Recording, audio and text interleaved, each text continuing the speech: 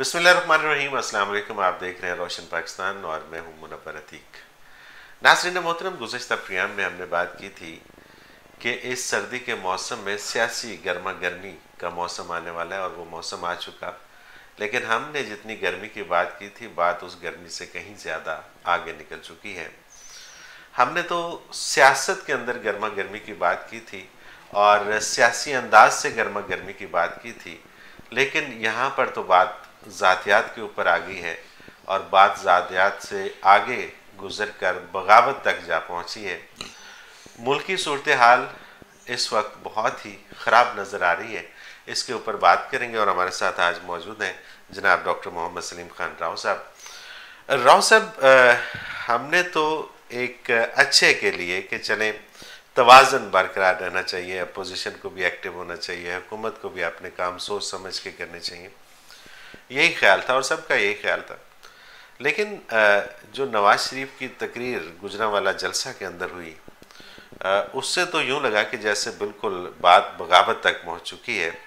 और बगावत किसी महंगाई के हवाले से नहीं है, किसी अवाम की फलाह बहबूद के हवाले से नहीं है, बगावत किसी खुशहाली के हवाले से नहीं है, इकनॉमिक एक्टिविटीज़ के हवाले से नहीं है, बगावत ज़ातियात के हवाले से है। अपने ऊपर जो उनके साथ जो कुछ हुआ उसका बदला लेने के लिए जो कुछ उनके अंदर था उन्होंने बाहर निकाल दिया। क्या ये इस मुल्क के लिए बेहतर है? बिस्मिल्लाहिर्रहमानिर्रहीम। नहमदुहु व नुसल्ली अला रसूलिल करीम। देखिए, जब से भी पाकिस्तान बना है तो सियासत मुस्तहकम नहीं हो पाई। कायद-ए-आज़म रहमतुल्लाह अलैह के बाद और लियाकत अली ख़ान के बाद फिर जो नशेब व फराज आए और बार बार हुकूमतें बदली, उसके नतीजे में सिकंदर मिर्ज़ा ने मार्शल लॉ लगाया। उस मार्शल लॉ को फिर अयूब ख़ान ने उनसे छीना, समझ लें। अयूब ख़ान ने डायरेक्ट नहीं लगाया, मार्शल लॉ सिकंदर मिर्ज़ा ने लगाया था। उनसे फिर उन्होंने ले उनको भेज दिया 3 हफ्ते के बाद ही, और मुल्क संभाल लिया और फिर मुल्क चलाया इस तरह से कि बाद में आज़ाद होने वाले और तरक्की पजीर ममालिक वो फॉलो करते थे पाकिस्तान को। पाकिस्तान के तरक्याती मंसूबे नक्शे वो लेके जाते थे, उन पे अमल करते थे। पाकिस्तान लीडर था, चाइना का भी, कोरिया का भी, मलेशिया का भी, इन तरक्की पजीर ममालिक का, बाद में आज़ाद होने वाले ममालिक का पाकिस्तान लीडर था। पाकिस्तान से कर्जा लिया जर्मनी ने, पाकिस्तान ने ओमान से ख़रीदा ये हमारा गवादर पाकिस्तान का नहीं था। बिल्कुल ठीक बात है। और आज जिस गवादर की हर तरफ चर्चा है, जिस गवादर का और दुनिया का जो महवर इस वक्त बना हुआ है, गवादर बना हुआ है। तो ये कारनामे थे अयूब ख़ान के, और इंडस्ट्री हमारी अरूज पे थी, बाकी सारे शोबे भी। उस वक़्त कोई सुनता नहीं था रिश्वत का नाम हो। अगर कोई लेता होगा तो ऐसे छुप के कि किसी को पता ना चल जाए, इतनी ज़िल्लत आमेज़ चीज़ थी। उसके बाद सियासी दौर आया, उनके ख़िलाफ़ तहरीक चली। और अच्छा देखिए, सबसे बड़ी बात कि हम कौम की खुशहाली और तरक्की का जो पैमाना रखते हैं वो इंटरनेशनल लेवल पे कंपैरिजन करते हैं। डॉलर हो, पाउंड हो, यूरो हो, उनसे कंपेयर करेंगे इकॉनमी को।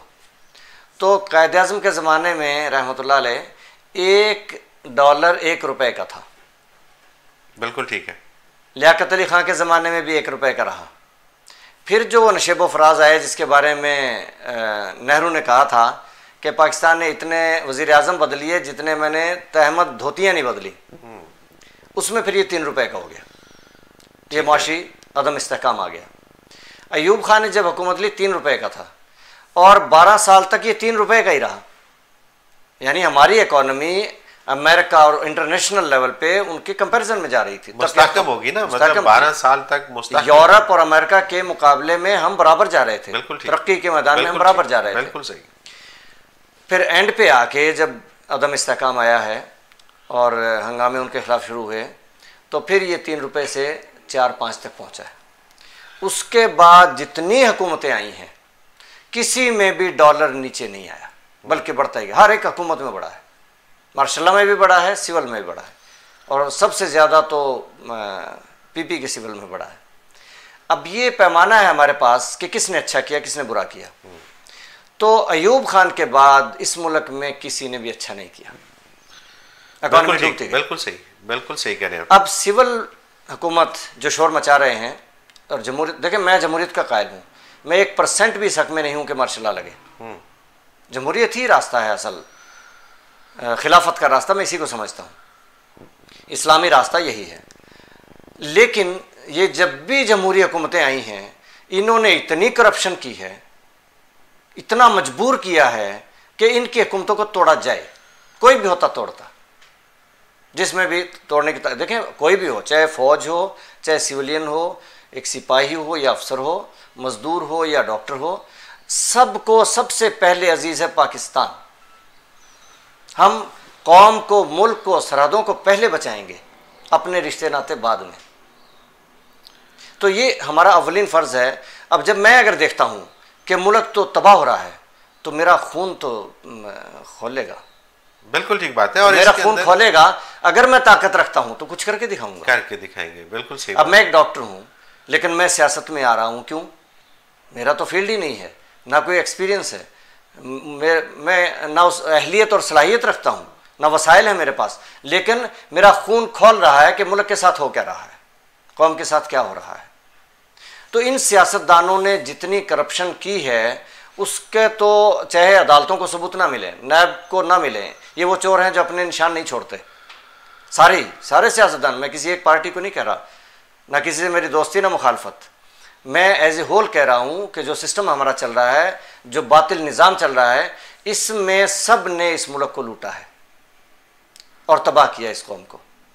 अब ऐसी स्टेज आई थी कि पहले दो पार्टियों ने बारी बांध रखी थी, तो एक स्टेज आई, तीसरी पार्टी मैदान में आई, हमने खुद सपोर्ट किया, कन्वेंसिंग की, वोट दिया, ये सोचकर कि तब्दीली आएगी, वो निज़ाम ख़त्म होगा बारी वाला और हम तरक्की के मैदान में आएंगे, पाकिस्तान स्टेबल होगा।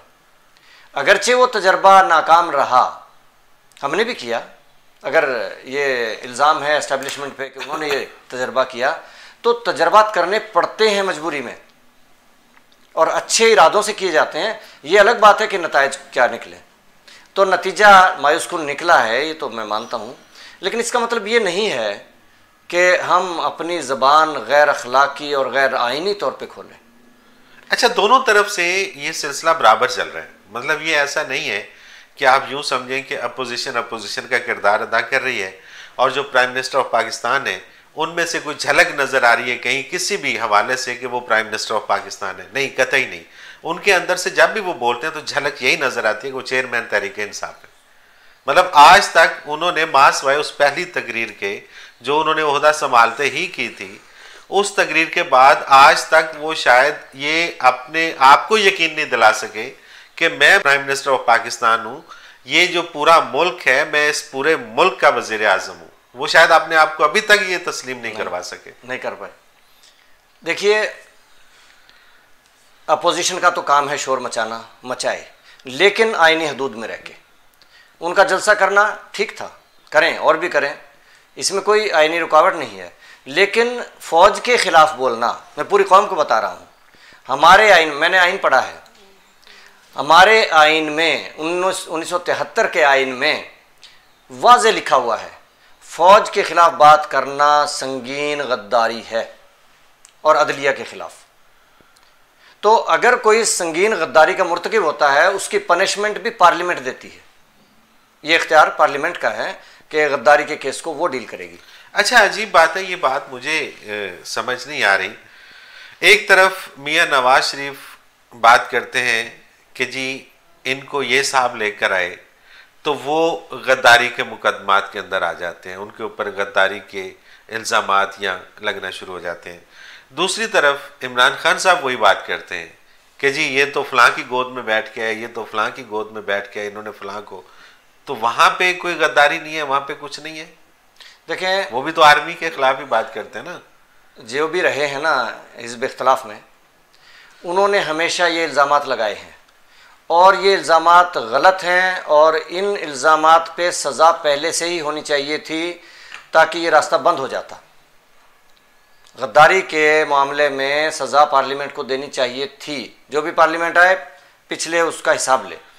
अब वो नहीं हुआ। इमरान खान ने अपने दौर में बहुत इल्ज़ामात लगाए, अभी भी वो उन पे इल्ज़ाम लगाते हैं कि गोद में बैठ के आए। तो ये सारी बातें देखें, मैं एक बात कहता हूँ कि फ़ौज का भी फ़र्ज़, अवलीन फ़र्ज़ है पाकिस्तान को बचाना, बॉर्डर पे भी, अंदर से भी। अच्छा, नहीं, एक और बात है, वो ज़रा मुझे वो समझा दीजिए कि मुल्क को चलाना एक और बात है, दिफा करना एक और बात है। उसकी इंटायरली ट्रेनिंग और तरह की है, इसकी ट्रेनिंग और तरह की है। क्या एक आर्मी ऑफिसर ये अहलियत रखता है कि वो किसी मिनिस्ट्री को चला सके?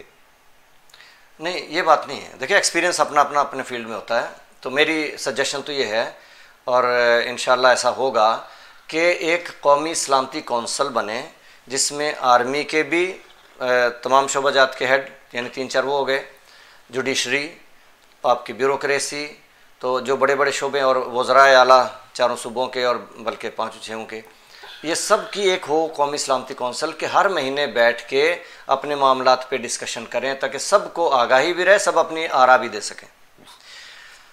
इक़्तिदार में सबकी शमूलियत होनी चाहिए, एक बात तो ये। दूसरी बात ये कि हर आदमी अपने फील्ड का माहिर होता है। यही वजह है कि जो मार्शल लगता भी है, आते भी हैं, ज़ियाउल हक साहब या मुशर्रफ साहब जो आए, उन्होंने फिर जमहूरियत ला के, अधूरी जमहूरियत और इनकी हेल्प ली सिविलियंस की। और अगर मार्शल रहे प्योर, तो फिर कौम में डिसिप्लिन आ सकता है फ़ौज जैसा। आमेज़श हो जाती है सिविल की, और फिर वो भी बदनाम हो जाते हैं, और वो तो पहले ही। तो मैं ये नहीं कहता कि आर्मी मुल्क चलाए अंदरूनी तौर पे, लेकिन जो हमारी पॉलिटिक्स है और पॉलिटिशियंस हैं, इनको ज़रा होश के नाखून लेने चाहिए। लेकिन पॉलिटिशियंस की अगर हम बात करते हैं, बड़ी माजरत के साथ, सारे पॉलिटिशियंस को उठा के ऐसे आप रख लें और एक एक के ऊपर बात करना चाहें और बात करना शुरू करें, एक तरफ से शुरू हो जाएं, उनमें से मेरा ख्याल है कि कोई 5% शायद ऐसे लोग निकल आए, शायद का लफ्ज़ इस्तेमाल करूँगा, शायद ऐसे निकल आए कि जिनको आप कहें कि हाँ जी, इनका विजन ठीक है, ये इस काबिल हैं कि इनको ये मनसब मिलना चाहिए।